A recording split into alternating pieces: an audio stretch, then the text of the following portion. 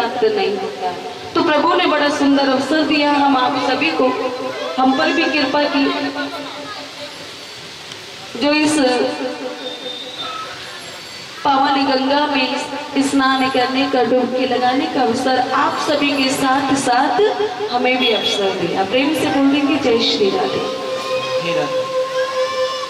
कहते हैं महाराज, कथा सुनते हैं, कथा सुनने का लाभ क्या है? कथा सुनने का लाभ, किसी ने कहा कि महाराज जब कथा सुनते हैं ना तो हमारे पुरखे तर जाते हैं। तो कहा पुरखे नहीं तरते, इस भूल में मत रहना कि हम कथा सुनेंगे तो हमारे जो पूर्वज, हमारे पुरखे सभी तर जाएंगे। लेकिन कहते हैं, संत जन बताते हैं कि जिनके पुरखे पहले से ही तरे हुए हैं, जिनके पुरखे पहले से ही प्रभु के वैकुंठ धाम में हैं, उन्हीं के ही वंश में आगे चल करके ऐसी पावन कथा को सुनने का, श्रवण करने का और भी भक्तों को आनंदित करने का ऐसी इच्छा जागृत होती है। तो कहा महाराज, आज हमारे जो पूर्वज बैठे हुए हैं, जो वैकुंठ में बैठे हैं, उन्हीं की कृपा से है, उन्हीं के आशीर्वाद से हम सभी आज प्रभु श्री ठाकुर जी के चरणों में बैठ करके और उनके चरणों में ध्यान लगा करके और अपने इन कानों से इन पावनमयी कथा को श्रवण कर रहे हैं।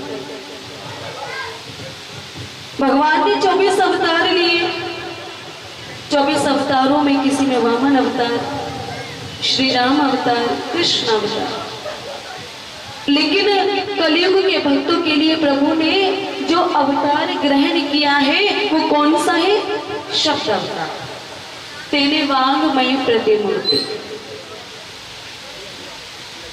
कि भगवान की ये वांगमयी प्रतिमूर्ति है। जब भगवान इस धराधाम को छोड़ करके जाने लगे, उद्धव जी रोते रोते आए। उन्होंने कहा कि प्रभु आप जा रहे हो तो ये धर्म किसकी शरण में जाएगा? प्रेम से बोलेंगे जय श्री राधे। मैया, बात समझ में आ रही है कि नहीं आ रही? पहला दिन है ना, थोड़ा सा हम लोग नए नए हैं ना एक दूसरे के लिए। अभी 2-4 दिन में जब जान पहचान हो जाएगी तो कथा भी समझ में आने लगेगी। क्योंकि कहते हैं महाराज कि संत की वाणी अटपटी, झटपट लखे ना कोई, और जो झटपट लखे तो चटपट दर्शन हो। एक बार मैया हाथ उठा देंगे जिनको ये कथा समझ में नहीं आ रही है सभी के समझ में।